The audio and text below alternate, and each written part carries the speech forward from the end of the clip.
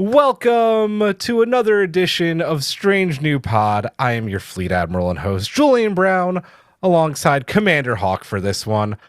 Hawk and I are both absolutely thrilled to be joined on the view screen today by New York Times bestselling author David Mack. Welcome to the show, sir. First time. Thank you very much. Glad to be here. I feel like we should have had you on for, you had the Yes, pleasure. you should have. We should have. You had the pleasure of basically destroying the Star Trek litverse, and I don't think of it as destroying as simply seeing it to one possible ending. yes, true. There was some destruction though, for sure. A wee bit. Yes. A wee bit.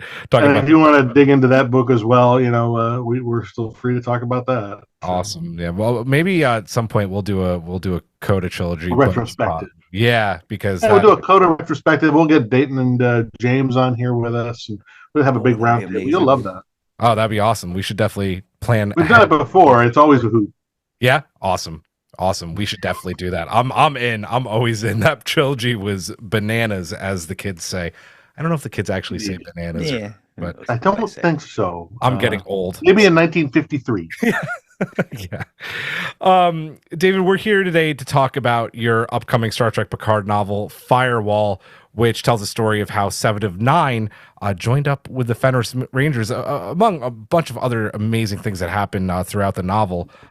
First of all, congrats. Hawk and I, as we were talking about off mic, had the pleasure of reading through the advanced copy. Just a fantastic read. One of our SMP traditions is to ask our guests who have never been on the show before on that what their favorite Trek is, their favorite character, and their favorite episode.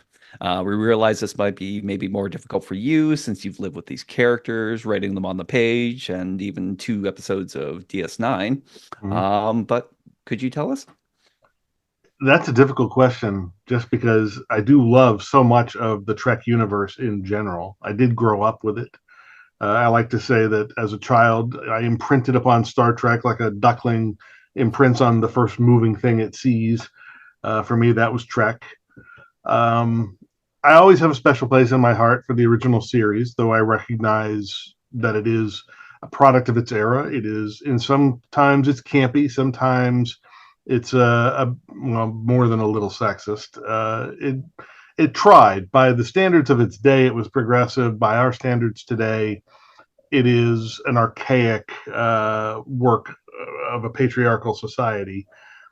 I love Next Gen because that was what was on when I went to college, and DS9, of course, because I got to write for it. I was never the biggest fan of Voyager, but I appreciated what they were trying to do. After that, I think probably my next favorites are Strange New Worlds. I love Strange New Worlds. Good. I mean, that is the one where from the first time I saw it and I saw that opening title sequence and heard the theme, just sent a chill down my spine. And I was like, this is my baby. This is my show. This is what I've been waiting for. We started this podcast when they announced Strange New Worlds. That was the name kind of gives it away. Yeah, a little bit. Anyway, but yeah, I do love Strange New Worlds. I've enjoyed parts of Picard. I've enjoyed parts of Discovery. I was an uncredited consultant. I worked on season 1 of Discovery as a consultant while I was working on the first Discovery tie-in novel, Desperate Hours. Yeah, that's right. And I've worked as a consultant for Lower Decks and for Prodigy. And I've been in close touch with my friend Kirsten, who is working her way up the ranks. She started at Discovery. She's worked on Strange New Worlds. She's on the staff at Starfleet Academy right now. She was the co-creator of Star Trek Picard.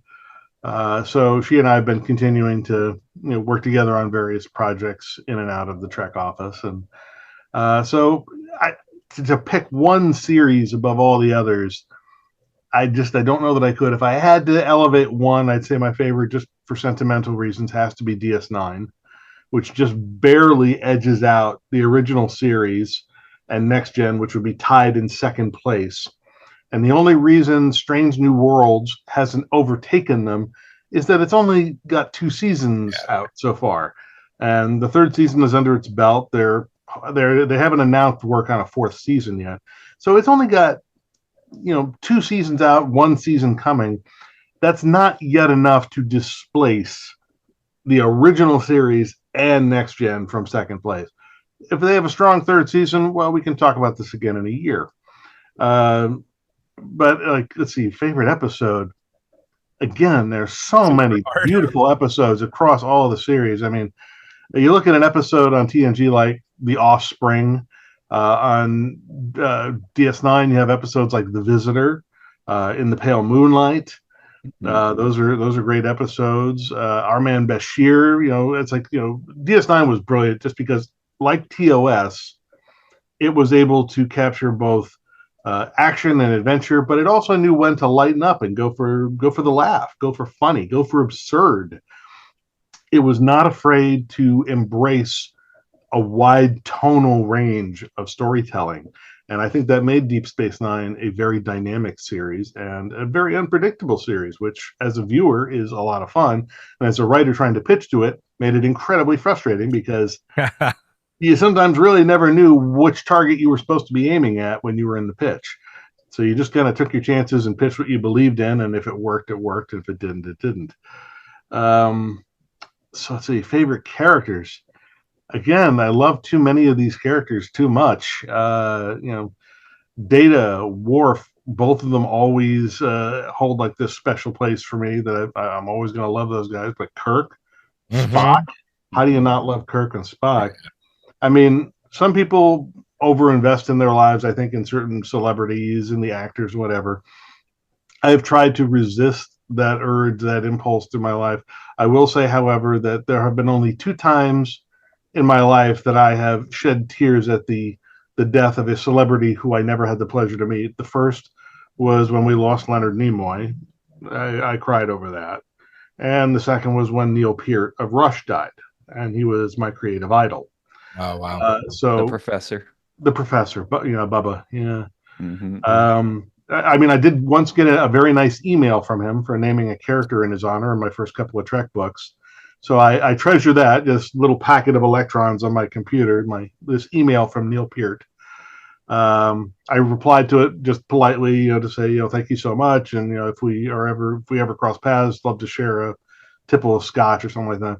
But I never abused the privilege of having his email. I didn't send him emails all the time to bother him. I was like, he sent me one nice email. I'll send one polite reply, and then I'm going to leave the man alone. Never got the chance to meet him. I did get to meet Getty. I did get to meet Alex, but never got the chance to meet Neil. And so when I heard he was gone a few years ago, I was just heartbroken. Yeah, I can imagine. Yeah. I very lucky to have gotten to meet Leonard once, and it's not if you could really even call it a meet during one of those shove you through the photo ops with him and William Shatner, but nonetheless, I mean, it's such an incredible loss when we did. I cried when Nichelle passed too. That was a big. That was sad. There was a definite sense of loss there. To commemorate Leonard, that famous photo of Leonard Nimoy in costume as Spock, leaning against the front of his Buick. Yes. I had a friend of mine, a professional artist named Robert Mars, who is well known for a style of work that he does where he combines repeated geometric patterns as backgrounds, and he blends it with collage and oil paint work. And his preferred subject matter is Americana, particularly from the 50s, 60s, 70s, anything that's pop culture. He likes to do a lot of work with cars. He likes to do a lot of work with signage, particularly stuff from Vegas, that sort of era. But I had him do a special commission where the background repeating pattern, which is sort of based on quilting patterns, which he learned from his wife, the background pattern in the primary colors of red, yellow, and blue is the Star Trek Delta, the Starfleet Delta from the original series, inside a circle, inside a square, and that's done in a grid pattern. And this is a 4 foot wide by 4 foot tall, mounted on board. And then so you've got this humongous thing, and then this humongous image blown up of Nimoy in front of his Buick, which basically fills the whole thing. And then the little bits of collage that are sort of worked in throughout the front. And then like he's got like a bit of like the old Star Trek motion picture poster, The Human Adventure is just beginning. I love that. But he also, because it's about 2 or 3 inches thick, on the side, on each side, because of the frame, all the way around all the edge work, top, sides, bottom, is covered in bits of Star Trek collage. And he got like Star Trek advertising imagery from TV Guide. He got images from the comic books, book covers, cast photos, and he just he made them into like he had them halftone, whatever, and he built them into the collage, and he just incorporated them all into the design. And then when it's done, part of what he does is to protect it. He has a special guy that he works with. They lay it sort of flat in like a big warehouse space where he works, and they very carefully pour clear resin, and they seal the entire thing in clear, hard resin. And it's absolutely gorgeous. Makes it a bitch to photograph because it's always reflecting light from everywhere, but it's beautiful. And normally something like this would go for about as much as you'd pay for like a pretty good used car. Mm-hmm. But I got friends and family price because we're old friends and our wives have known each other forever. And so, but that was how I chose to pay homage to Leonard, was having this piece commission. So I guess if I had to pick a favorite, it would be Spock. He's the one that I was willing to shell out thousands of dollars to create a memorial painting, which hangs in my living room in a place of pride. So I guess if I had to pick a favorite character, I'd go Spock. I mean, I'm ruling out the characters and series that I created. Otherwise, they'd all be fighting for position with Star Trek Vanguard. Yeah. And a character I didn't create, but I did explore extensively, was T'Prin, who's a Vulcan. This is a long story. This is a digression, and we're sort of getting off topic. So I'll just sort of steer back and say Spock, and we can move on. That's fair. I also even though we're getting off topic, I have to say we have so much love for Deep Space Nine on our show among all the hosts. It's my favorite Trek as well. So it's always nice when we have a guest on who talks extensively about Deep Space Nine. We get Data as an answer a lot too, so that's cool. A lot of people, you can't not love Data. This Data is not going into this Firewall, though. I'm trying to be punny there. It didn't quite work. It was not great. But we are going to talk about Star Trek Picard Firewall. As we mentioned earlier, we are going to try and keep this spoiler-free, but if we start delving into them, we will try and warn you as much as possible. Let's get into it. I want to talk very quickly. Like, one of the things that I really appreciated very early on in the book is how you set the mood for both Starfleet and the Federation and its citizens. We know from Picard season 1 that the Federation is kind of closed in on itself after what happened with the Romulans and the supernova and the synth attack on Mars, even tipping towards some xenophobia. A little bit. Yeah, and now we learn that this was happening a couple of decades beforehand, even from everyday Federation citizens. Well before that attack. How important was it for you to show that, the utopia that we always hear about from Star Trek isn't exactly paradise anymore, and that how kind of it informed or nudged Seven to get off planet? Well, I think I took part of my cue for that from Deep Space Nine, which in an episode called Paradise Lost, they specifically showed us that Earth, the Federation, Starfleet, they are not the perfect utopia that they have presented themselves to be. There are cracks in the facade. There are flaws in the system. People are still people. They've tried hard to create a better society, one that's more fair, less discriminatory, but there's still going to be fear and prejudice of the unknown, or at least of that which you consider to be dangerous. We saw this in Paradise Lost when they were afraid of the Dominion, and they were ready to suspend civil rights on Earth. Probably my favorite two-parter of DS9. Mm-hmm. Right. They were about to go to martial law on Earth. So Earth is not above, being spooked. Apparently, this is still something that can happen. As they said in Men in Black, a person is smart. People are dumb, panicky animals.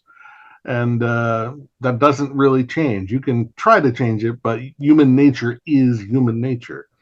So I took my cue from that.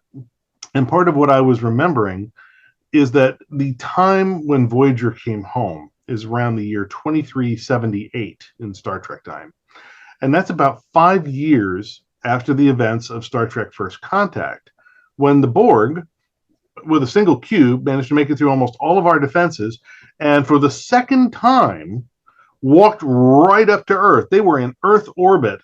And, the population of Earth doesn't know that the Borg changed time and, briefly wiped us out and replaced us with a Borgified Earth. And it was only through a fluke that the Enterprise got caught in the temporal, wake and went back and fixed it before, yada, yada, yada, yada. The population doesn't know that, but what they do know, what there's no denying, what everybody saw with their own two eyes, is a Borg cube made it all the way to orbit. And we very nearly got our butts assimilated or fried. That is the kind of thing, that's a scarring event. That's a society scarring event. Now, you don't get over that right away. So even 5 years later, I think about, the lingering Islamophobia and just xenophobia that swept through the United States in the years immediately following 9/11. Think about that. Yeah. Now imagine that on the scale of you've just faced an opponent that could very easily have laid waste to the entire face of the planet in a matter of minutes. That's a scarring event. So now, 5 years later, Voyager comes home from the Delta Quadrant, well known as the home of the Borg. They have successfully destroyed the Borg transwarp hub, which is a great strike against the Borg, but you also have to think, wow, they're really going to be ticked off now. If they sent one cube before, they're probably going to send a whole crap load next time. But Voyager comes home, treated like celebrities, and then Kathryn Janeway trots out her new best friend. Meet 7 of 9. 7 of 9? That sounds like a Borg name. Well, yes, it's a Borg designation. That looks like Borg stuff all over her face. Yeah, she still has a whole bunch of Borg implants, and she wouldn't happen to have any of those silly little, assimilating Borg nanoproby things. Actually, yeah, her bloodstream is full of them. You don't say. This is the kind of thing that's going to give Starfleet Command and the Federation government a little bit of pause. These are people who don't want to see this person walking free on the surface of their planet. They don't know what her agenda is. For all they know, she has duped the crew of Voyager. Maybe Janeway is, in this woman's pocket. They don't know. Maybe this woman is a time bomb who doesn't even realize she's going to go off. Oh, like a boomer from Battlestar, yeah. Right. She's a sleeper agent who doesn't know what she is. They don't know. They don't know enough about the Borg to know what they don't know. So they're immediately going to be paranoid about this. And part of the problem they're having, and we go into this very quickly, very early in the book, so this is a very minor spoiler, if at all, is that, first of all, they bring it back and say, well, she was assimilated at the age of 6, but she was a Federation citizen. Well, they have to pull up her records. Like, well, she's been dead now for, 20 years, 24 years. But we can try to resurrect her records. All right, so here's your ID, Miss Annika Hansen. And she says, no, my name is 7 of 9. Now you got a problem where they're saying, so you've chosen a moniker, a name, a designation given to you by an avowed enemy of the Federation. Our mortal enemy who we know wants us dead, and that's the name you've picked. This is akin to a guy who I believe back during the Obama years left the United States, signed up, I think, with some group. It was either Al-Qaeda or ISIS. I don't remember which one. Changed his American name to some sort of Arabic name that signaled his allegiance with ISIS. And as a result, because he did that and did so publicly, they stripped him of his citizenship. They said, well, there you go. You're out. I think I remember that. They stripped him of citizenship. Yeah. And a lot of people were like, you can do that? Well, apparently they can. If you commit certain acts that they consider to be treasonous, yeah, they can strip you of citizenship. Well, the Federation is looking at 7 much the same way. They're not stripping it, but they're saying, well, we can acknowledge that you're not dead, but if you're not going to be Annika Hansen, then we're not going to declare you a citizen. If you are 7 of 9, at best, you are a permanent alien resident. Here's your green card. But you're not a citizen. So she doesn't have voting rights. She's deprived of certain other rights. She's going to be looked at suspiciously everywhere she goes. when she says, when Janeway says, let's give her a commission in Starfleet. She's been great on our ship for the last 4 years. Starfleet's going to look at her record and going to go, really, has she been that great? We have at least 3 documented instances in your logs of her using violent force against your crew, attempting to hijack your ship to return to the Borg Collective. She did it at least 3 times. Are you really sure that she could be trusted with a Starfleet commission? Well, let's send her to the Academy and she can start from the bottom. No, I don't think we want her at the Academy either. So Starfleet doesn't want her. Starfleet Command definitely doesn't want her serving on a ship. The Federation government doesn't want to give her citizenship. So now she's come all this way with her friends from Voyager, and she's being told, this glorious paradise that she was told she was coming home to is basically saying, we don't want you. You don't have a place here. You don't belong here. You're not one of us. You're weird. You're different. We don't get you. We're kind of scared of you because we don't understand you.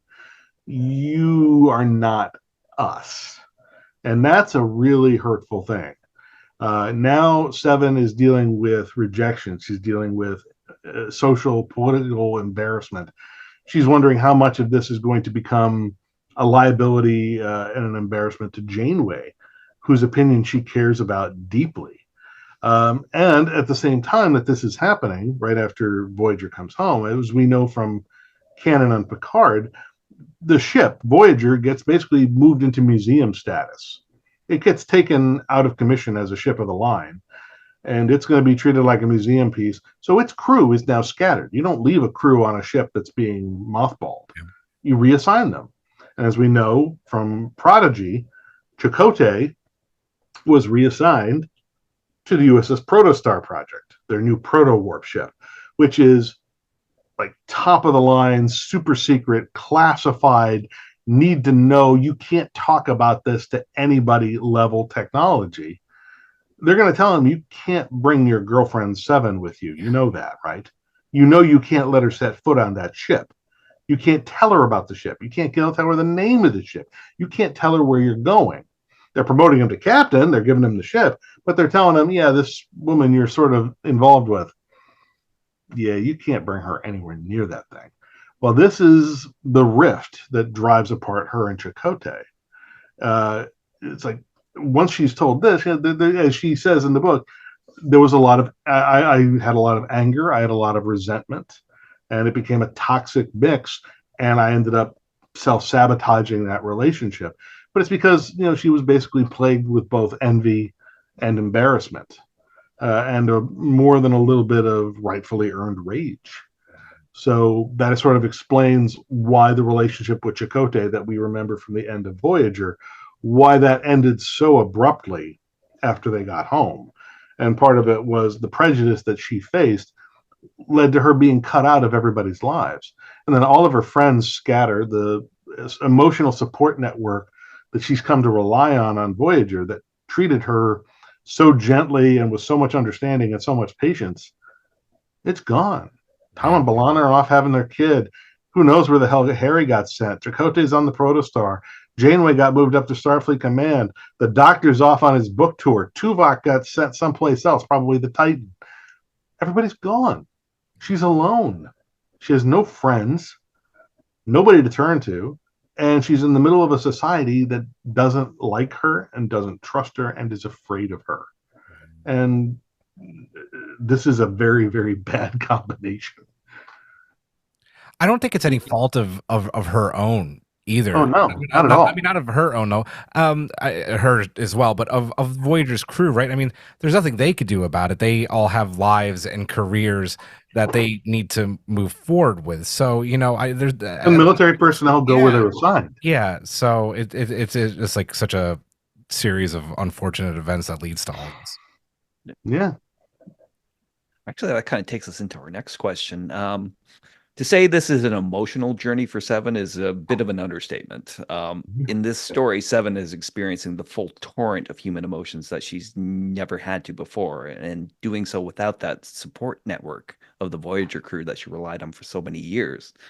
Can you tell us about how the story tackles the aspects of a person who spent most of their life without the need to learn how to understand emotions and emotional behavior, suddenly having to cope with the overwhelming nature of these newfound feelings? Well, it goes to the structure of the book, as I've described it to some folks. It follows the structure of what's known in literature as a Bildungsroman, which is a German word for coming of age, a learning story. It's basically about a person going from, say, usually from adolescence into adulthood. Although what's weird in this case is Seven is already physically an adult, 32, but she was robbed of all the formative years of her life that the rest of us take for granted, from almost about the point where you're able to start forming and retaining memories and building identity. Around the age of 6 is when she was assimilated. She wasn't liberated from the Borg Collective until she was 24. And then she only had about 4 years with the Voyager crew of sort of being re-socialized. And they did the best they could.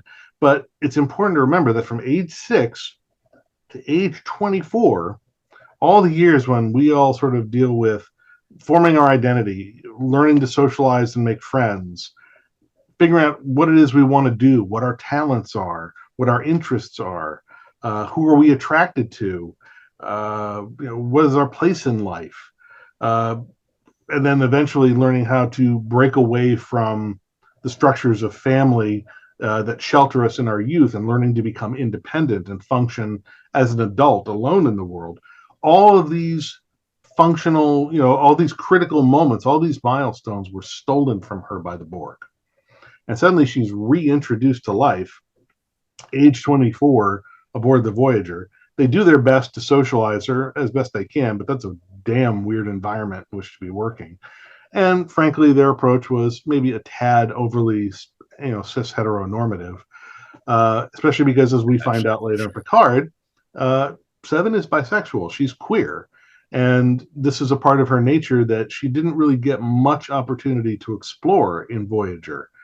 And it's something that she's going to have to learn about herself on her own, with nobody to guide her through it, nobody to talk to about it. So in that respect, it's very much a classic coming of age story. And it hits to these universal themes that we all deal with in life, which is at some point, whatever it happens, you've got to leave home. You've got to leave the shelter of your parents or whatever family structure you grew up with. At some point, you cut the link, you cut the umbilical cord or the apron string or whatever you want to call it, and you go out into the world. And for that first time, you're alone. It's you taking your shot, trying to find a place, trying to find work, trying to pay your own way, take responsibility for your own life, not have to have somebody bail you out or pay your bills or do whatever, to be an adult, to be independent. And so it's about Seven sort of taking that first leap and realizing, first of all, that she has to, realizing that the safety net is gone, and that Earth is not going to be a welcoming place. She's going to have to go out into the galaxy to find some other place, because what she's craving is acceptance. She wants to feel part of something. And she just doesn't feel that. On Earth, she feels alone. She feels alienated, isolated, discriminated against, and she's got to get out of there. So she goes out into this weird galaxy, and as you pointed out, she doesn't have a lot of emotional experience. Even after the 4 years of Voyager, she's still working on concepts like basic empathy. And this is a bit of a spoiler, it's just her sort of bad luck almost, that one of her first great breakthroughs in empathy and basically learning to feel the pain of others and understand the suffering of others comes at a moment when she's visiting what is basically the equivalent of, let's say you went and you visited a concentration camp like right after World War II, and you're seeing still the ugly remnants. It hasn't been turned into a museum yet. It's there are still bones on the ground, that sort of a situation. And it just basically wrecks her, because it forces her not only to cope with this sudden breakthrough of empathy in her own mind, and she's confronted by this unbelievable horror, this atrocity, and the scale of it overwhelms her. And then it also forces her to think back and realize, is this the kind of monster I am? She suddenly realizes thinking back, suddenly she's got the emotional, context in which to process it. Thousands of beings met the end of their independent lives at my hands. For thousands of beings, I was the last thing they saw of their life before it got taken away by the Borg. And she's looking at this, this scene of atrocity where she's fallen to her knees, over these sort of sun-bleached, baked bones and remains and ash and whatever. And as she falls into it, the bones crumble into greasy ash, and she's literally got the greasy ash of like scorched bones and flesh all over her hands. It's the sort of a visual equivalent of blood on your hands. And she says, this is what the murder of 80,000 people feels like. And it's on her fucking hands. And that's the moment when empathy just breaks through like a tidal wave, like a tsunami just rips through her, and it just devastates her. And it's her good luck that she's not alone in that moment, that she's with the character of Ellery Cade, who she's recently met and has felt this immediate spark of attraction to. And fortunately for her, it's mutual. But she and Ellery are sort of there in that moment, and it's Ellery who basically has to talk Seven down and say, you're hyperventilating, breathe, slow down, take a breath, and walk her back from the edge of essentially a panic attack. So yeah, this was, a big journey for Seven, in that she's confronting, the awakening of empathy, and in one of the most traumatic ways possible. She's also, through the course of the story, meeting the first great love of her life. She is finding a path. She's realizing she has to separate herself from the apron strings of Janeway. And in the course of doing so, she has Janeway as the sort of surrogate mother figure. I was sort of during Voyager, I pictured Seven as this child caught between two surrogate mothers, the dark mother of the Borg Queen, Oh yeah, and the light mother of Janeway, these two poles of experience. And she's caught between them, trying to, either go sink back into the darkness or find her way into the light. And of course, in the end, she chooses light. But now, as she's breaking away from that, she needs a new tether, and she finds a surrogate father figure. So she's going to go through all sorts of, she basically gets pummeled physically and emotionally. By the end of what I think of as Act 2 of the book, which is basically about, say, 3/4 of the way through, she has an experience that leaves her, as I would say, physically and emotionally shattered. And this is what they call the all is lost moment in storytelling. And this is the moment from which she has to recover and rebuild herself. She has lost everything. She's been basically beaten down to zero. Now she has to get back up and say, who am I now? And what do I do now? I have to say that all is lost moment that you're talking about, and the the pages that you're talking about where she's on her knees. As far as those moments go, reading them in a book, I felt every single bit of that. Like, it just, just the way that you described it. I mean, I'm also a big Voyager fan, so just, of 4 seasons of having her and that character, and it just, you feel it. You really feel it alongside her. So, well done there. Thank you. Yeah. Those were hard passages to write. I mean, to capture moments like that and get them on paper, I have to push myself mentally and emotionally into those spaces, experience them myself, and then try to transcribe the experience. I know of no other way to capture it. So writing sequences like that, or like the ones like after the traumatic battle, at the the end of the second act, to be in that mindset and think, where is Seven emotionally in that moment? I have to push myself into that space. I have to imagine being her, taking that beating, suffering those losses, and then transcribe that. I mean, it's not just a matter of trying to find some pretty words that flow. It's a matter of, I have to make myself feel the pain and then try to express what the pain is.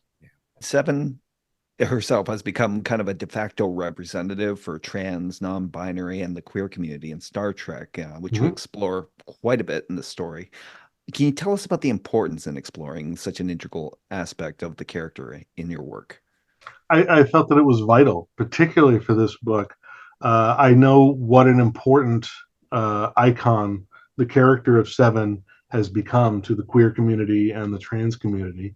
And I've always believed that everybody has a right to expect to see themselves depicted in the Star Trek universe in some way as a way of saying the future belongs to all of us. We all deserve to be able to see ourselves reflected in that better future. And that goes, for people who are disabled. It goes for people who are neurodivergent, for folks who are queer or trans.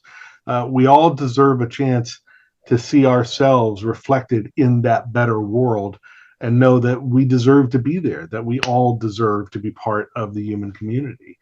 So as I undertook the story, I was very much aware of looking for the allegories between what Seven is experiencing and how to relate that to, say, modern day struggles of queer or trans identity. Now, for instance, in the Star Trek universe, being queer is no longer any big deal. So that's not where she's going to face the prejudice, but she is still going to face it. She's going to face similar types, but for other things. So in this case, what I did was the parts of her identity that are visibly different, the Borg implants, say, around the side of her eye, on her hands, stuff like that, the cortical implant, the things that make her visibly ex-Borg, the stuff she cannot hide. In a way, that's an allegory for both ethnic diversity, but also for being just openly, visibly queer and different. Having some sort of a gender identity, let's say, that does not comport with the norm. And so it's very visible. And in a way, although it was imposed on her at the age of 6 by the Borg, it's something that from her perspective, she's lived with all her life. It is part of her. It cannot be separated from her without killing her. It is an integral aspect of who she is. It is part of her identity, whether she likes it or not. And at the beginning of the story, she's actually very self-conscious about it. She's sort of a little ashamed of it. She tries to hide it because she knows it draws attention. So she's trying to, she's closeting herself at the beginning of the story. But in the end, she realizes, I can't change this about myself, and I'm not going to be shamed for it. Yes, I am ex-Borg. I am always going to be part Borg. I'm always going to have the nanoprobes in my blood. I'm always going to have the cortical implants. I have a layer of Borg synthetic tissue under my skin. That's not going to change, and I'm not going to take crap from anybody for it. And that's essentially the same thing as saying, yes, I'm queer, or yes, I'm black, or whatever. I was born this way. You're going to have to freaking deal with it. And you're just going to have to accept it because that cannot be changed. It is who I am. At the same time, she does repent the things she did as a Borg drone. She finds the way to sort of differentiate between physical things that are part of her body but are not part of her actions. This is part of who I am physically, and I can't change this, as opposed to things she was used to do as a tool of the Borg. Acts of evil, acts of cruelty, destruction. These she repents because they were not products of her will, but she was a tool used to do it. So she's trying to repent those things and become a force for good so that she can sort of balance the scales of her role in life. And in a way, that's almost like a story of like an ally who is saying, yes, I screwed up, but I want to do better. And then the trans allegory in particular comes through in her fight for being recognized as a citizen and shut out because of her name. And she even says right in the beginning, in one of the early chapters, I think chapter 2, when she's gets a visit from Janeway at the house where she's staying in South Africa outside Cape Town. And she tells Janeway, I went to see my beloved Aunt Irene, who was somebody who was mentioned in Voyager. And she says, and she couldn't stop calling me Annika. It doesn't matter how many times I corrected her. And when I would hug her, she would flinch because she was afraid of the implants. But it's the fact that she is very sensitive to, as we saw in Picard, being dead named. She really really doesn't like it, and she shouldn't have to put up with it. But because of her choice of name, she winds up becoming the victim of discrimination, of government retaliation, prejudice. Gee, where have we seen that? So it was very clear, in my mind, and I wanted to be clear in the reader's mind, that yes, this is an allegory for her identity as a trans character, in that she's representing this sort of aspect of someone who has willingly transformed themselves and has embraced that transformation, and now needs to be seen properly and respected for that transformation. And this is sort of a spoiler, because but one of my favorite moments is at the end of the book, when she's confronting someone who has tormented her throughout the book, directly or indirectly, and this person, even at the very end, continues to dead name her because some people are just unrepentant about this shit. And she finally gets the upper hand, and she explains, I will never again be made to be ashamed of who and what I am, and I will never again let anyone tell me I don't know my own fucking name. I was going to mention that as one of my favorite lines from the book. Yeah. I picture that as one of those fist pump lines where, the queer and trans readers are just going to go, fuck yeah. Yeah. Yeah. It was so good. Motherfucker. Yeah. Let's go. I loved it. I loved that line so much. Oh, so good. I knew that line from the very beginning was going to have to be there. And I was like, that's the killer punch at the end. Yep. Like, that's got to be what we're building toward. So I look forward to writing that line the whole book. That's one of those moments where, if it was on the screen, right? Like if this had been adapted, like the whole movie theater would go wild, right? Like that'd be one of those moments. Yeah, love it. I want to go back to what we were talking about a bit before about how Starfleet and the Federation have become a lot less trusting, and that's putting it kindly. They were never really good at it. Never really good at it. They're a military organization. They're going to be somewhat conservative by nature, even when their mission is benign. Yeah, exactly. Throughout the book, we not only hear from the Federation Security Agency, but you also have Starfleet admirals, right, using devices to block listening devices, and other things. Yeah, exactly. It almost has a little bit of a feel of like what would have happened if Star Trek went a little bit more the way of The Expanse. I was getting that feeling while reading it. We talk about how this is kind of a coming of age story for Seven of Nine, but it very much feels, it very much is. It's almost a little bit of a new coming of age story for Janeway. 7 years in the Delta Quadrant, and now she's behind a desk and she's learning about the bureaucracies of a Starfleet that I don't think that she recognizes, and she's has to come to terms with all of this very quickly. How did you go about kind of like having her come to all those realizations? Because it had to be a bit of a culture shock for her as well. Yeah. Part of how Janeway's story arc developed in the book was based on some early feedback I got from Kirsten Beyer, who gave me a lot of feedback and guidance during the story development phase. And I had a more antagonistic relationship going on between Janeway and Seven, and it was Kirsten who sort of said, no, let's pull back. She said, let's have the institutions, the world, the discrimination, the bigotry, the fear. She says, let's have these things be the antagonist, but let's not taint the friendship and the bond. We could strain it, but let's not break it. And I was like, okay, you're right. That does feel truer to where the characters were in Voyager. It feels truer to who they are and their relationship. So that was a great note from Kirsten. So that even when Janeway and Seven are even somewhat at odds, even when they're sort of straining at the bonds of their relationship, they never break them. Yeah, they love each other too much for that. Even though they have to go their separate ways by the end of the story because a child has to leave home. But for Janeway, one of the things I enjoyed writing was, yes, she's discovering, as opposed to being a captain out in the Delta Quadrant, where you are the only authority, the final authority. There is no Starfleet command to appeal to. There's no one to overrule you. There's nobody, pulling rank on you. You are it. She was a de facto queen for 7 years, doing what she wanted, and her word was law.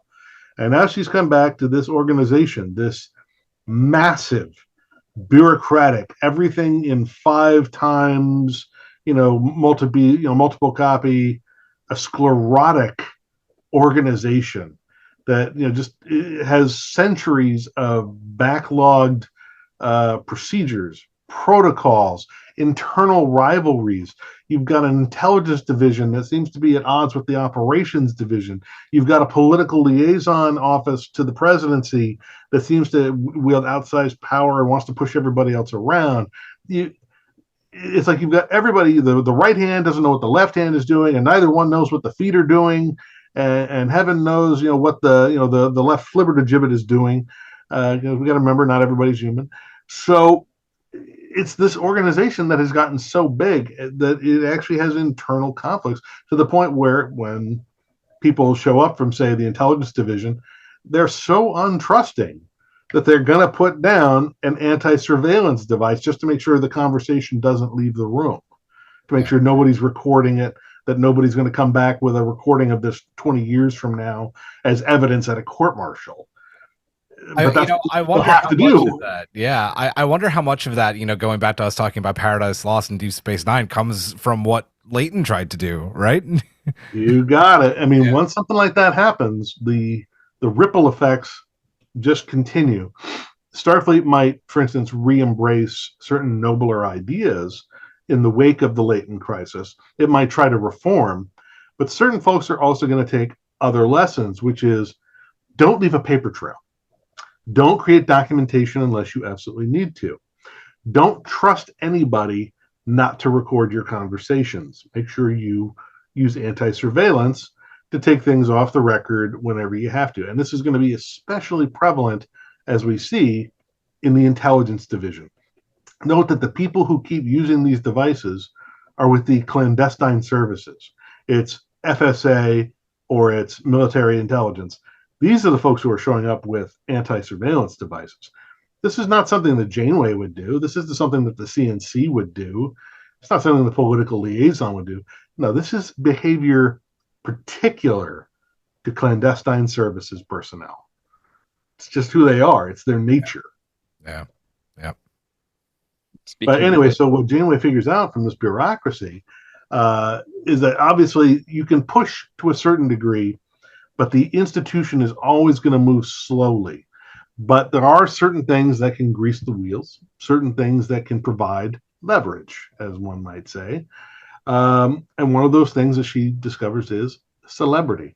She is still a celebrity. It's less than 2 or 3 years since Voyager came home. Everybody knows the name of Kathryn Janeway. She's a star. She's got weight. And she realizes, if it comes down to it, she's not above throwing that weight around.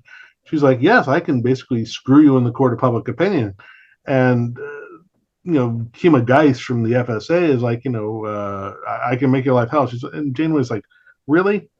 I don't think you understand the level of bureaucracy at Starfleet.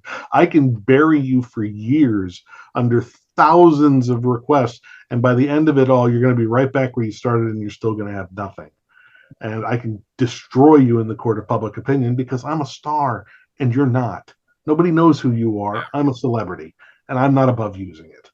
And that's enough. Kima Geis is savvy enough to realize, yep, even now, celebrity does have its power. Oh, yes, it does. Fame has power.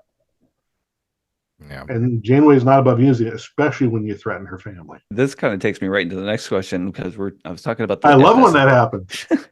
I'm talking about the FSA. It's interesting how the Federation, which was always intended as a hope of and utopian vision of cooperative government, it still finds itself with these throwback agencies like the FSA, whose actions... There's going to be civilian agencies. Remember, Starfleet is only one part of a Federation apparatus. It is your military, it is your defensive organization, and your interstellar exploratory organization rolled into one. It is military in structure, but relatively benign in its mission statement. Its intended function during peacetime is just exploration, protect interstellar shipping, expand, seek out new life, new civilizations, learn more about science, expand our scientific knowledge.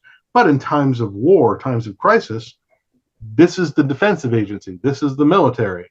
These are the people who have the right to operate capital ships that are loaded with weapons that, as we've seen in the original series and elsewhere, are capable of laying waste to entire planets in minutes. This is a level of weaponry you don't give to a Coast Guard. I'm sorry, Coast Guard ships don't get tactical nuclear weapons. They just don't. This type of weaponry you give to a capital military. And that's what Starfleet is. It's a much more benign and enlightened military than the one we have. But at the end of the day, it's still military. Courts martial, hierarchical rank command, authority to use deadly force on a planetary scale if necessary. That's a military. But a government can't operate with just that. Just as we have, for instance, the United States Armed Forces, let's say, here in the U.S., and the armed forces each have their own intelligence division. Let's assume they all roll into one and there's just Starfleet and Starfleet Intelligence. Well, that's a military intelligence unit. They're going to have a very specific remit of what they do and how they do it. You're still going to need civilian intelligence and civilian counterintelligence. And that's where the FSA comes in. The FSA, Federation Security Agency, established back in Star Trek 3. That guy didn't show up in a Starfleet uniform. He was in civilian clothes. Federation Security, not Starfleet. Federation Security. That's a federal officer. That's an FBI agent. That's a guy who's charged with things like counterintelligence. You really should keep your voice down, doctor. You really should be careful about what information you're spewing in public. That's what a federal officer does, as opposed to, let's say, Federation Intelligence Service or something like that. I don't even remember what name we gave them, but there's a difference between the FSA, which is basically your FBI, counterintelligence, they'd be the equivalent of MI5 in Britain, as opposed to CIA, which is your foreign intelligence service, but civilian. CIA, although it coordinates actions all the time with the military and frequently recruits military personnel into its special operations units, once they're under the CIA banner, they're not military personnel anymore. Now they are private personnel operating in civilian units through the CIA. Those are now civilian intelligence tactical units. So you've got to have your civilian units as well as your military units. So yes, you're going to have Starfleet, but you're also going to have Federation Security, and then you're going to have yet some other agency which probably is charged with foreign intelligence gathering. So those are going to be your CIA equivalent. You'll probably have an NSA equivalent, which is, internal monitoring of communications, if that hasn't been subsumed by the FSA, which it probably has. Because God knows the Federation, if it's good at nothing else, it's good at consolidating. They don't like repetition. They don't like duplicated efforts, except in paperwork. They love duplicated efforts in paperwork, but not departments. So they would have all these different organizations. It's not all going to be under the remit of Starfleet. You can't have just Starfleet. You're going to have some other civilian level apparatus. Yeah. I realize I'm going to actually skip one of the questions I have and ask it later because I wrote this outline without talking about Harper at all, which I think is criminal because he's such a amazing character in this book. Obviously small spoilers, but Harper is the Fenris Ranger that Seven learns the tricks of the trade from throughout the book. And I mentioned The Expanse earlier. I could not help but imagine Harper as Thomas Jane and Miller from The Expanse, very much that like old wary cop character. I loved him. How was it? Funny, because I was picturing Jeff Bridges from The Old Man. Oh, that's good too, though. I love that show. That was Jeff Bridges. I pictured Jeff Bridges as Keon Harper, and for the love interest for Seven, for Ellery Cade, I'm picturing Jessica Henwick. Okay. Okay. If you remember Jessica Henwick, she was in Matrix Resurrections. Yes. The Iron Fist series. Iron Fist, Colleen Wing in Iron Fist. Yeah. Yep. So I was picturing Jessica Henwick as Ellery Cade, Seven's first great love. Yeah. For some reason, every time I was reading Harper and that, for some reason, I always thought of Barristan Selmy from Game of Thrones. Oh, The old knight, like with this, in this corrupt. Well, whatever works for you. Yep. I mean, I just try to picture him more with that sort of Jeff Bridges, yeah. When he keeps saying like these, little pithy things, where like, truth or comfort, kid, you only get one. Yeah, I feel like those were also Millerisms too, right? Like it could be a Millerism. There's something very laconic about Miller. Yeah, I am also a few months off of my first ever Expanse watch. I would do it. Probably you still got Expanse on the brain. Yeah. What a great series. Oh, it's so good. So damn good. As I look at my XL Rocinante from Eagle Moss, thing's gorgeous. It's funny that it was written a few years after Dayton Ward and Marco Palmieri and I had created Vanguard, and we both sort of hit on this notion of having this ship called Rocinante. Oh wow! So that's something it has in common with the Vanguard series, and they're both tracking this weird alien biome genome thing across the galaxy. So there were a lot of weird parallels between Vanguard and the Expanse. Obviously, they wind up in very different places with very different executions, but I find it amusing that both were products of the same era and wound up echoing a lot of similar elements. I like to think of it as a case of great minds just of course to echo one another, as you do. I just want to ask you, how was writing their relationship, because it just felt so organic and so real, the way again about Harper and Seven. About Harper and Seven, how it all comes about too, from her just like saving his ass in the middle of that fight, which he's probably going to get blown away from if she doesn't. Oh, he'd have been killed. Yeah, he was thinking, he was watching it unfold and realizing, I have just made the last fatal mistake of my life. I am screwed. And he realized it too late. He's like, I have just done something really stupid. And then out comes Seven. And the thing is, Seven is watching this from a high vantage point. She's seeing that he's screwed. Spoiler alert here. But, again, this is pretty early in the book, so I don't feel that bad about spoiling it. She basically sees that this guy's about to get his ass handed to him. This Fenris Rangers all alone. And she doesn't know why he's operating alone. She doesn't know that he recently lost his partner in action, and he's sort of soldiering on by himself. And she's seeing this unfold, and she's thinking, my orders are observe and report and don't get involved. So her orders tell her, whatever happens to this guy, stay out of it, keep your vantage point and just tell us what happens. But part of her mind can't get off the notion of, what would Janeway say? What would Janeway think of me if I stood by, watched that happen to this guy and didn't do something? What would she think of me? Yeah. And she can't get past that. And so she's got to step in. And in a bit of foreshadowing, from Keon, when we switch to Keon Harper's point of view, he's down there in the middle of what has turned into a multi-sided ambush, and him in the middle, about to get blown away.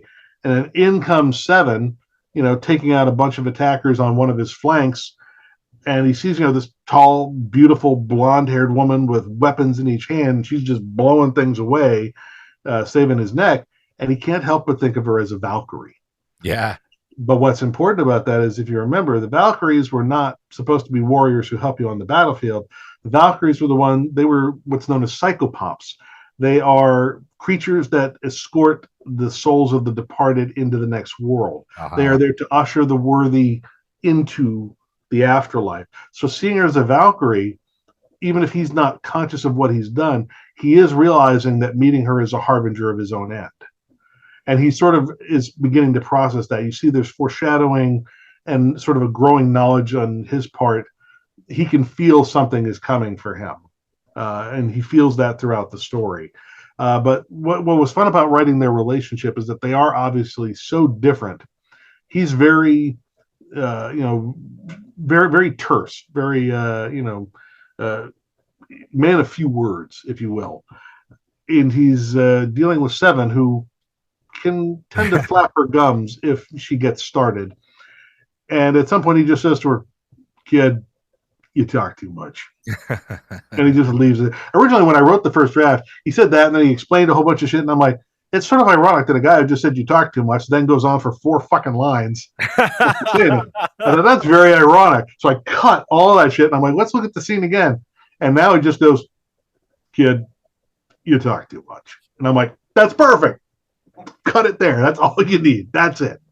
So what worked out great between them is that where you have her cutting the apron strings and separating herself from Janeway as the surrogate mother, she very quickly latches on to Harper, a man in his 60s, without realizing she's chosen a surrogate father.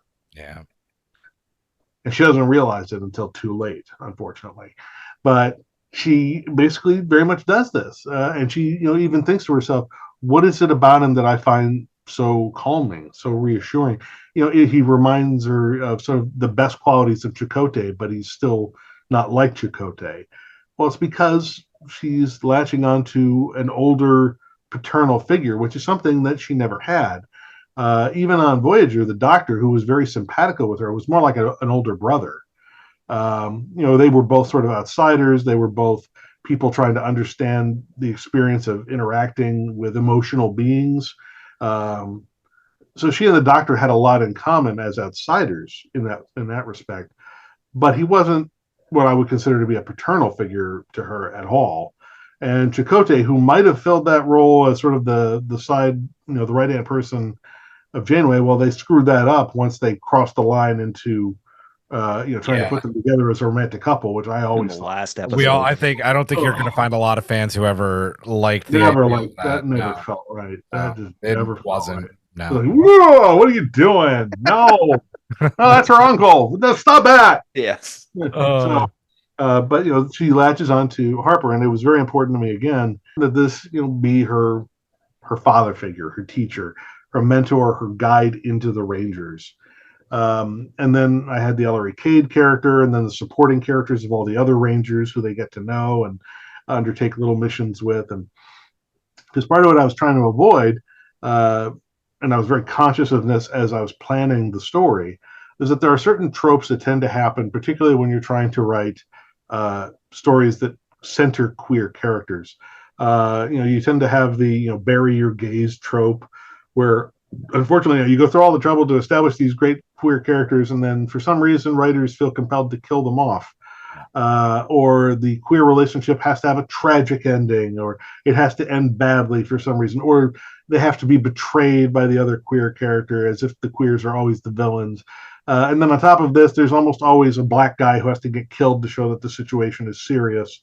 And there's the same dumb shit. And you have to neuter the black guy. It's always the black guy never gets to have the girl, because apparently some people feel threatened by this. I don't know why.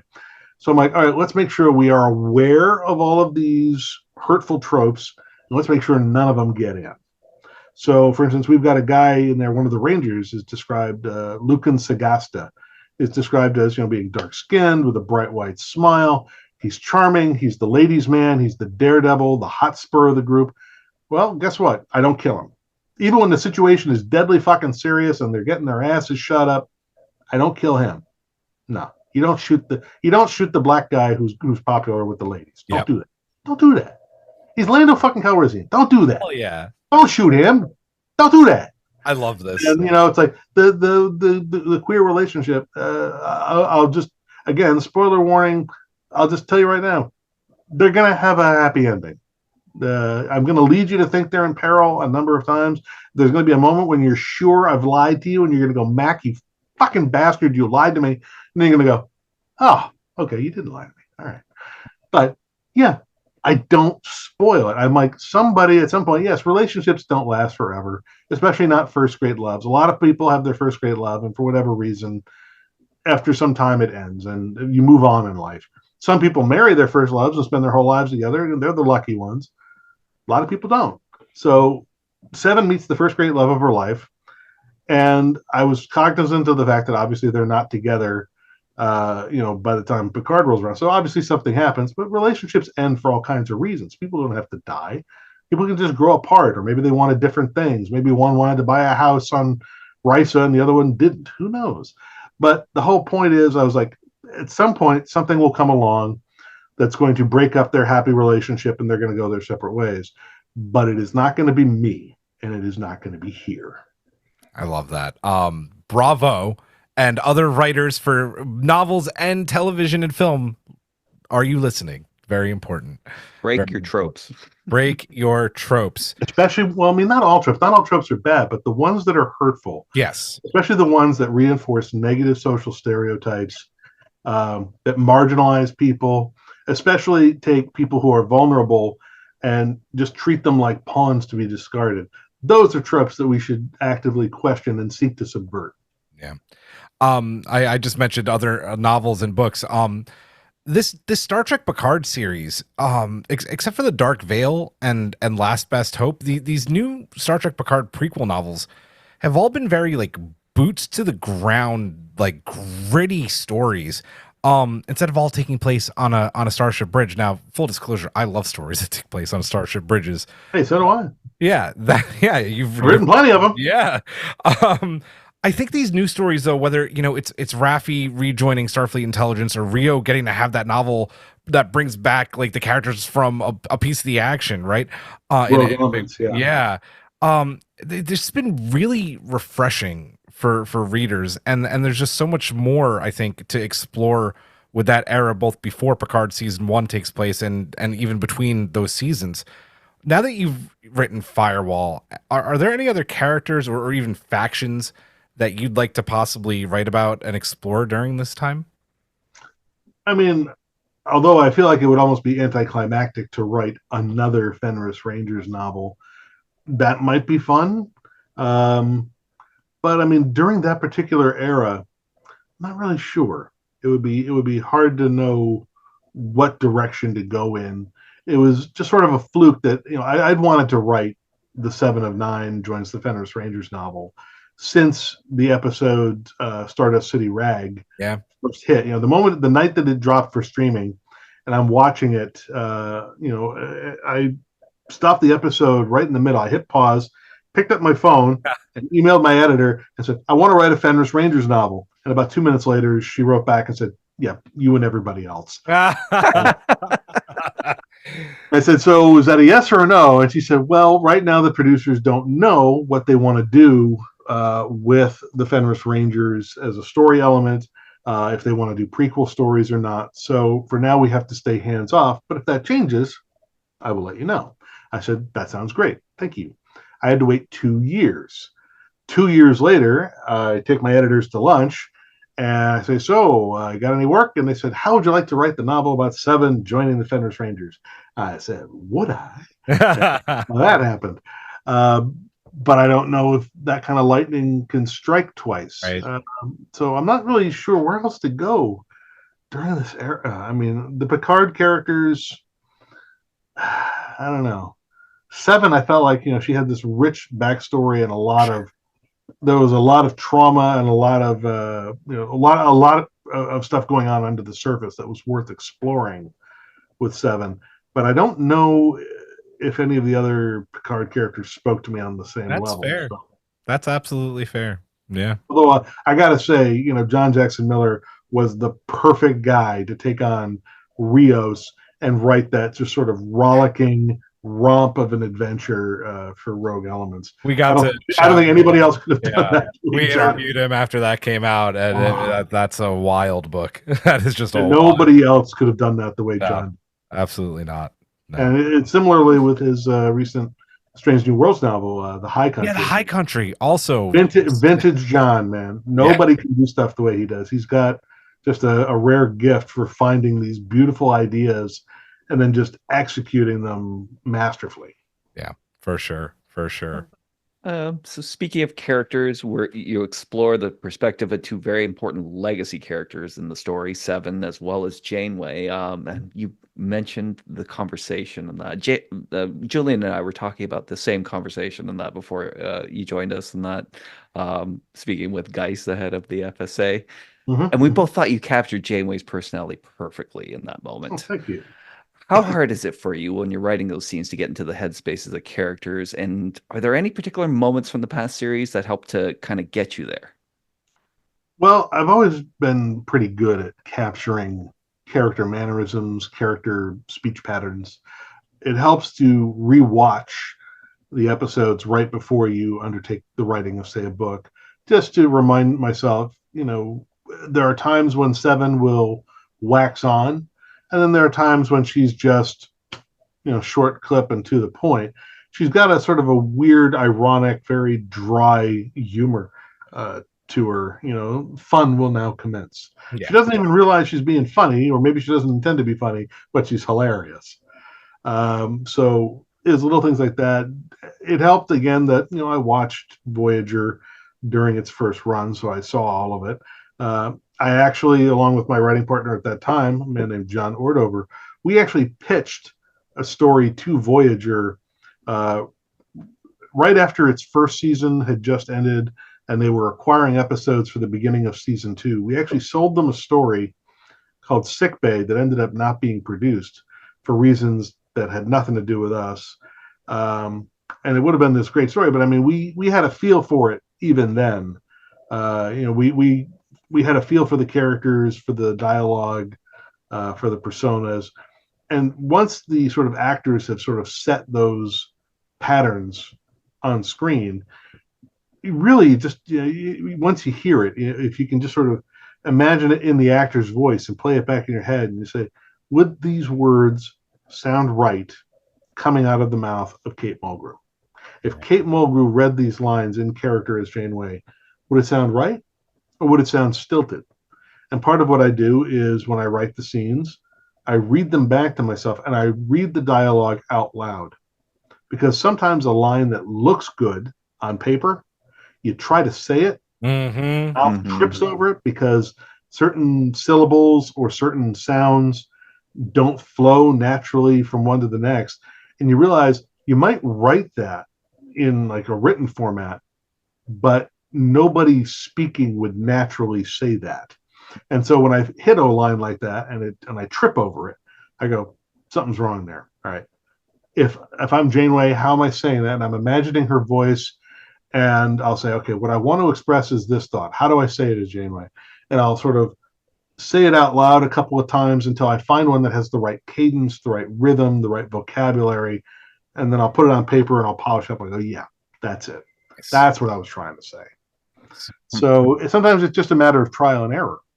And there will be times, thankfully, then when my line editor, Margaret Clark, who does the acquisitions and the line edits on the Star Trek books, if something bumps for her, if a line doesn't feel right for a character, or if a bit of verbiage feels out of place in the Star Trek universe, she'll flag it. She'll say, is this really the word we want here? Is there a better choice? She won't just summarily overrule, but she'll query. She'll say, is this the best choice here? Is this really what you want? Sometimes the copy editor. We usually work with a guy named Scott Pearson, a good friend of mine. And Scott is also really, really good at this. He'll say, I don't know that this character would use this word. This character tended more toward Latinate terms than Germanic on the show. You might want to consider a word like this or this or this. He's also good at spotting missed opportunities. The inclusion of Aunt Irene and the mention of her dead naming Seven and flinching, etc.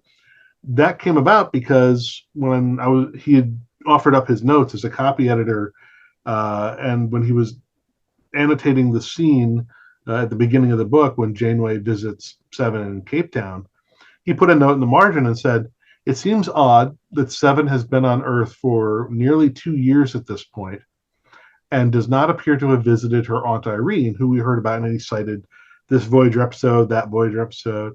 He says, it seems like a missed opportunity. Says perhaps some of this could be reattributed to Aunt Irene, and it says, that might carry more weight. If a member of her blood and blood relations is doing this to her. And I was like, that is such a great note. Yeah. That is such a great idea.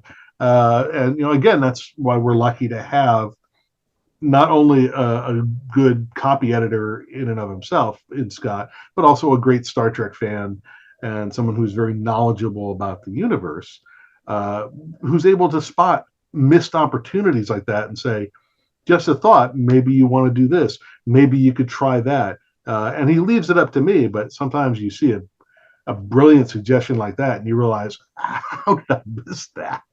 And thank you for pointing it out. And so I immediately rewrote the scene and thanked him. I sent him an email and thanked him. I'm like, that was a great idea. Thanks, dude. Nice. What are you most excited for people to take away from reading Firewall? Or you can tell us what your favorite part was to write. There are so many parts that that I loved. I mean, I guess what I'm just hoping is that people will go on this emotional journey with Seven and find it to be as expansive an experience as she does. I mean, she basically goes through alienation, feeling lost, feeling disillusioned, to suddenly feeling liberated, emancipated, free. Then she has this sort of great breakthrough, this great empathy breakthrough, but it's also a very traumatizing one, in that it's a breakthrough that involves feeling empathy for the lives of tens of thousands of people who have been murdered in a genocide. And this fires her up. Now she's got this this will to justice. You know, she's seeing a mission for herself in life. And really, you know, as with many great coming of age stories, the classic Bildungsroman approach, she starts out with what she wants. What she wants is to get into Starfleet and get, you know, her citizenship as a Federation citizen acknowledged. That's not what she needs. The conflict in the story that she has to resolve for herself is that she wants this, but she doesn't realize that what she really needs is just to feel accepted. She needs to feel like she has a purpose in life that she can believe in, that allows her to be who she is and do things the way she does them, that fits with her ideals. And so she eventually realizes that becoming a Fenris Ranger and building this new community with new friends and a new purpose in life, and this sort of freer approach to dispensing justice out on the frontier, this is what she needs. What she wanted was one thing. What she needs is another. And what she needs from Janeway is understanding. Like when Janeway basically says to her near the end, you know, I can't condone you joining the Rangers. I still think of them as vigilantes. There's no oversight. Even if they're as good as you say, they're bound to deteriorate over time. I can't condone it. And Seven has to say to her, I'm not asking you to condone it. I'm just asking you to trust me. And that's when Janeway realizes she's right. You know, I do trust Seven. I trust Seven's judgment. I may not always trust the Rangers, but I do trust Seven.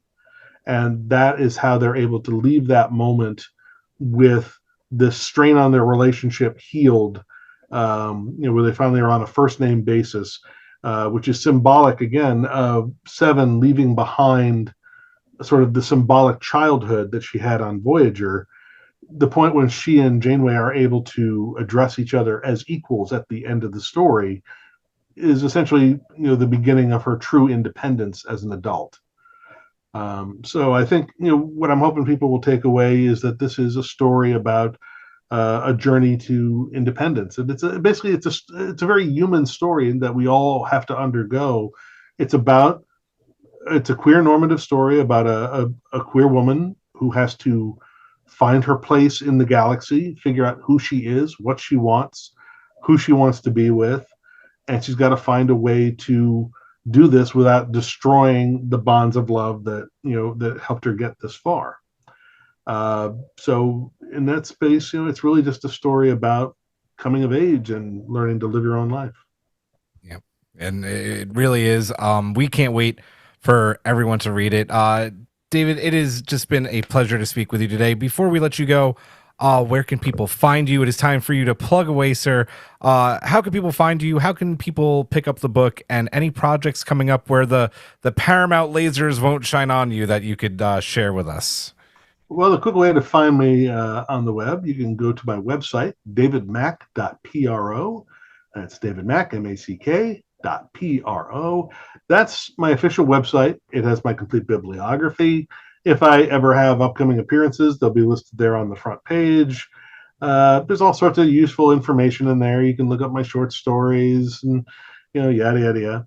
If you just want to see me blathering on social media, I talk about just my books, my author book crap on Facebook at facebook.com/thedavidmack. And that's just my author page. I have a personal page where I pontificate about politics and other things that piss me off and food that I eat. But if that sort of stuff bores you and you just want to know about books, just follow the author page, and it'll spare you all my political ranting. I leave that on my personal page. If you want to follow me on something that's like Twitter but not quite Twitter, I'm now on Blue Sky at David Mack, all one word, lowercase, David Mack. So real easy to find on Blue Sky. As for what I have coming up, I have a lot of short fiction in the pipeline for 2024. 4 stories that I know of commissioned by Star Trek Explorer magazine. Oh, very cool. Right. So it's fun. They're doing a lot of really fun, innovative stuff now with short fiction. They're one of the few venues doing Star Trek licensed short fiction. So I'm supposed to have stories in issues 11, 12, 13, and 14 this year. So starting in, I guess late March, early April is when 11 will hit, and then they come out roughly every 2 months or so, give or take. The latter part of 2024, I should have a whole bunch of short fiction in that magazine. I have 2 original pieces of short fiction scheduled to come out this year in anthologies. Okay. One is in an anthology called Combat Monsters of World War II, edited by Henry Hertz, and I believe that's coming out from Blackstone Publishing. I don't know when. That's probably going to be out in the fall, if I had to guess. And probably around the same time, from Baen Books, will be an anthology edited by David Boop, Last Train out of Kepler 283C. It's an anthology of space westerns, and I have a story in that one called Living by the Sword. So that's sort of a fun little tale. And my story in the Combat Monsters of World War II is called Boxcar. And I will let people Google that if they want to figure out. I'm going to immediately Google that. Yes. And that's BOCK Scar, Boxcar. Boxcar. All one word. If you look that up, you'll go, well, that's interesting. Where's he going with that? So the premise of the World War II anthology is real battles and or military operations of World War II, but with some sort of monster or mythological creature added into the mix. So let's just say you'll look up Boxcar, and it should be pretty easy to guess what kind of monster I might choose to put into that mix. Gotcha. Very cool. Definitely looking that one up. David, again, as I said, it has just been an absolute pleasure. When this releases at this time, Firewall is available now. You can pick it up at your favorite local bookstore. Please support local bookstores. That is the best way to get a book. But if you can, it is available at all your favorite book retailers. Would love to have you on again sometime soon. That'd be great. Yeah. So again, a pleasure. David Mack, ladies and gentlemen, we are going to take a very quick break. When we come back, Hawk and I, we're going to give a few more spoiler-free thoughts on the book and find out a way to win a copy from us at Strange New Pod. Stick around. We'll be right back. Welcome back to the show. We really sincerely hope that you enjoyed our chat with David Mack. That was just wonderful, Hawk. Yes, that was so good. He has so much to say, and I just loved everything he did say. We get the opportunity to do interviews like this, and especially when it comes after reading such a terrific book, it kind of makes it that much sweeter to do, right? Like these books that we've been reading recently from this Picard series have all just been so fun, and it's great to get inside the author's head. So look forward to doing that more, but let's get in our heads a little bit before we wrap up. Give a couple quick spoiler-free thoughts. Hawk, final spoiler-free thoughts about Firewall. If you're ever wondering about that gap between Seven's last appearance in Voyager and her first appearance in Picard season 1, and how she became such a different person in between those two projects, and that this book will really illustrate that. It is completely her journey into independence, as he mentioned, leaving the security of the nest of Voyager, and that making her way out into the galaxy on her own, finding family, finding love on her own terms, and along the way, there's tons of action, tons of intrigue, lots of Federation behind the scenes nastiness. But in the end, a great story for Seven. I think Probably one of the best. I mean, like we were talking about this. This could easily be turned into a mini series or a film. I know you and I kept messaging, and I kept on being like, dude, imagine if this was a film or, a miniseries. I would watch this in a heartbeat. Like, we were talking to David about that line where she goes, what was it like? And no one could tell me, like, that my name isn't 7 of fucking 9, or whatever the line is. Yes, no one will ever tell me what my fucking name is again. Oh, and it's like, you just want to, like, shout and clap at the screen. Like, oh, it's so good. Yeah, fantastic book. For me, listen, I love these, like, political thrillers that have, like, this was almost a little, not that there was, like, a super secret spy. There was someone doing, like, kind of double agency work, but, like, almost like Captain America Winter Soldier. Like, this was such a great book. If you like political thrillers mixed in with, there's a shit ton of action in this book. There's like tons of, yeah.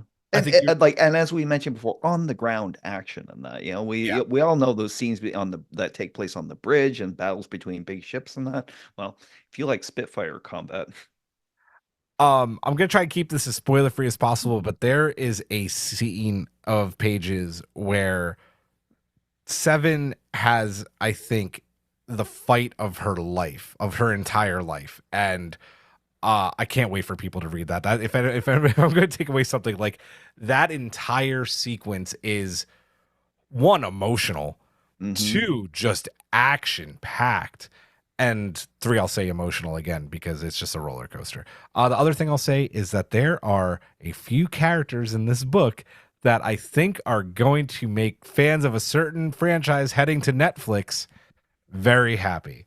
Indeed, there are. I was shocked when I read those names. Oh man. That makes sense, when you hear about a certain person who's flying out to help, and it's like, okay, she's bringing her crew along. And that is all we're gonna say about that. Before we go, we love this book so much, we got to give you guys a copy of it so you can win one. Hawk, what is our trivia question for how people can win a copy of Star Trek Picard Firewall? Okay. This one stumped me because I haven't had it, Anyways, the question is, what was the name of the Romulan piloting the old bird of prey in Picard Season 1, Episode 4? Now you can submit your answers to trivia@strangenewpod.com, and the drawing will be announced on next week's podcast. That's right. So get your answers in. We'll put you in a pool. We'll do the wheel of doom. I don't know what to call it. The wheel of winnings. Yeah. Yeah. But we can't wait to